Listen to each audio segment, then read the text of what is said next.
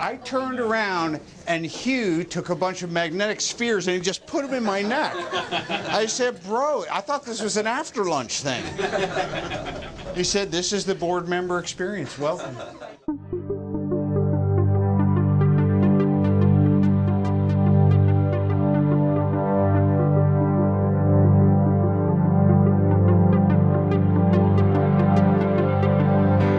Just from what I learned today, and all the things that are clicking around in your head, it seems like the possibilities are limitless.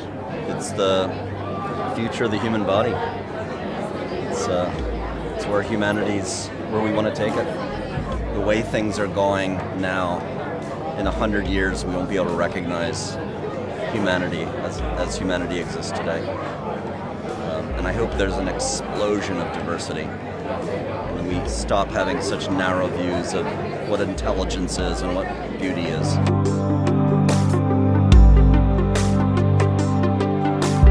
He was able to control walking speed and also like going upstairs, downstairs. Oh my gosh.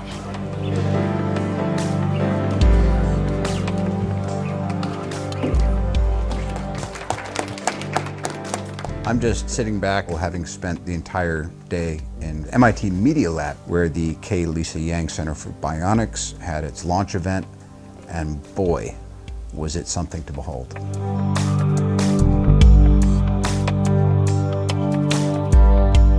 Essentially, we're developing fundamental interfaces between the biological body and synthetics to communicate with the nervous system bidirectionally. For a prosthesis, that means you think and you can affect the motors in the prosthesis. With more refined technique and more data collection, I think that we can get it with small joint manipulation, but we can do multiple joints at the same time. You can really only curl the fingers in and out or move the thumb. He doesn't have the ability to do all the fine motions that we can, so that does make it a little bit more difficult. Kung Fu grip. Wouldn't it be great if you just broke my hand right now? Yeah, didn't like that last movie you made. What if we lived in a world where bionic technology were so advanced that every single person in the world could have the choice, the freedom to live without a disability, an experienced disability, if they so wish? You and I had never met in person. It really felt good to see him in the flesh. We did a series called The Age of AI. Introductions were made, and Hugh Herr and I became friends.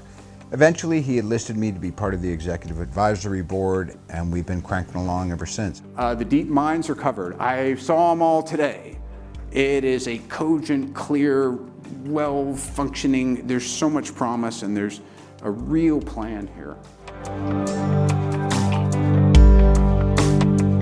I could not pass up this opportunity to leverage and translate Hugh's work, his personal investment in the biomechatronics lab, into scalable impact on millions of lives. Lisa Yang really offered the strategic infusion of funding that centers like this require to be able to break through those technological glass ceilings. This launch is not going to project you into space, but it will touch a large swath of humanity. Yeah, the preparation really goes back to when I lost my biological legs in that storm. It's all the thoughts and ideas and interactions and communities have coalesced to today.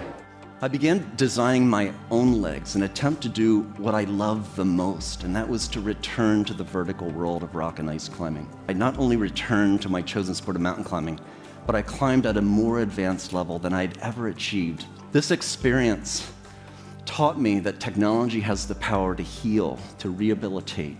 It's fascinating the level of dialogue you can have with someone with such a fantastical background who has met adversity head-on and decided to make his success story available for everyone else to share in the benefits of his genius.